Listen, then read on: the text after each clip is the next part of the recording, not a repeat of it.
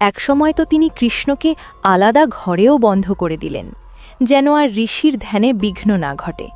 কিন্তু লীলা কি আর বন্ধ হয়? তৃতীয়বার যখন গর্গাচার্য ক্ষীর নিবেদন করতে যাচ্ছেন, ঠিক তখনই এক অলৌকিক দৃশ্য। শিশু কৃষ্ণ আর শিশু নন, তিনি প্রকাশ করলেন তার চতুর্ভুজ রূপ, হাতে শঙ্খ, চক্র, গদা আর পদ্ম।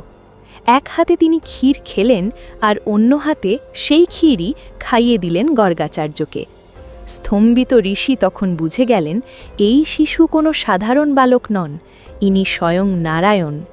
কৃষ্ণ মৃদু হেসে বললেন, হে মুনি, আজ তোমাকে আমার সত্য রূপ দেখালাম, যাতে তুমি নামকরণের সময় আমাকে চিনতে পারো। কিন্তু একটি অনুরোধ, মা যশোদাকে কিছু বলো না।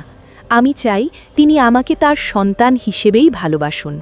ওই বাৎসল্য প্রেমই আমার সবচেয়ে প্রিয়।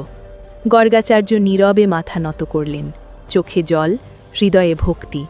পরদিন নামকরণে তিনি রাখলেন সেই নাম, কৃষ্ণ, যিনি দুষ্টুমিতে ক্ষীর চুরি করেন, আবার প্রয়োজনে স্বরূপ দেখিয়ে ভক্তকে উদ্ধার করেন।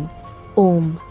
এই হল নন্দলালের ক্ষীর লীলা, যেখানে দুষ্টুমি আর দিব্যতা একই সঙ্গে প্রকাশ পায়।